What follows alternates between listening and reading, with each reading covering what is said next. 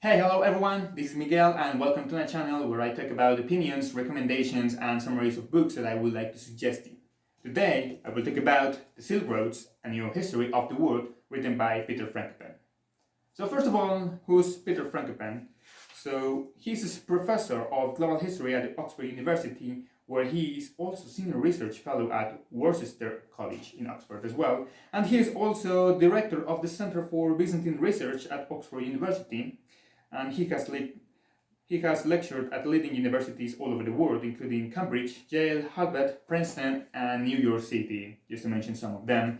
So he has a lot of background in history, and he has, well, show us all of his knowledge on history in this book, The Silk Roads.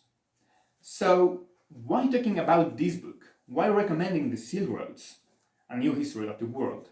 Basically, first of all, we all have heard about or read about the Silk Road, which was a route that goes from China to the Roman Empire and goes through India, Persia, and Egypt to make some commerce and trading. But this book traces his origins from Alexander Magnus. We know that his empire just almost reached the middle of Asia. So he was the pioneer on building the first trading commerce route between Asia and Europe. Later, we know that the Roman Empire was a big empire, and he has a lot of trading stuff, and they also wanted some precious metals and jewelry from Asia. And then we reach the silk, how they found the silk, dresses, and why they want them. So that's the main plot, how they build the Silk Road. But then it doesn't stop on the Silk Road and the specific Silk Road. The author goes further in the history of the world. So this book shows us the history, but in a trading commerce vision.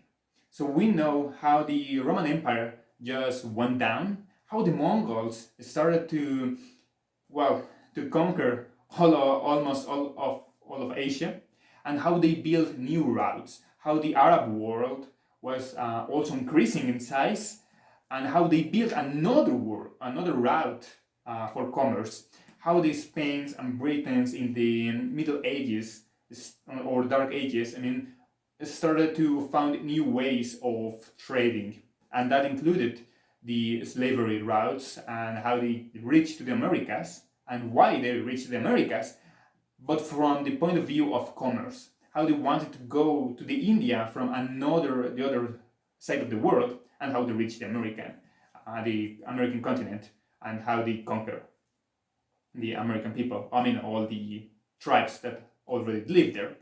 And then later, how the British people, how the Germans, how the Dutch people reached to the Indians to conquer that part of the world because of their species, how they went further to get to Australia, how they reached some parts of the south of America. That's all about this Silk Roads book.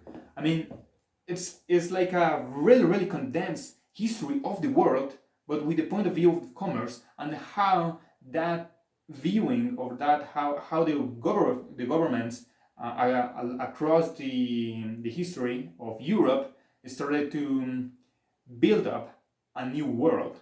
So we found that. Then we reach of the new era, the Renaissance, and then how we reach the World War First. How this trading and how this commerce, how the Russian Empire and the British started to fight each other, and how in the Second World War, how United States also was involved with the Persian Empire, how they were involved in the Second World War, but from the view of commerce, not the political view that we are also used to hear in the movies, or read in the movies, or hear on the news, or read in some books. This is from how the oil that was found in Syria, in Iran, in Iraq, was part of the war between the British, the Germans, and the United States.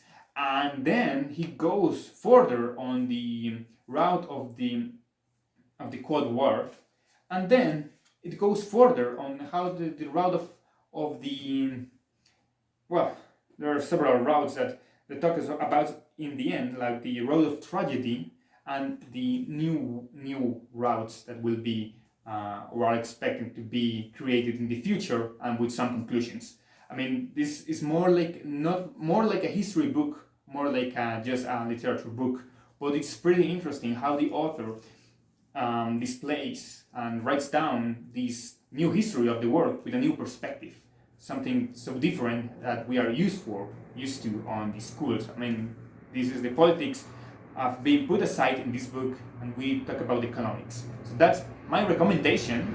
It's a pretty big book. It has a lot of information, and sometimes it can be, well, you can feel overwhelmed at reading this book sometimes. But believe me, you will learn a lot of history with a new perspective, and this will help us to understand the situation, the economic situations that we are facing now. So thank you for watching me and listening to me, and this is my recommendation, the Silk Roads. If you have any opinions, any feedback, just put it here on the comments below, and yeah, see you next recommendation. Bye bye.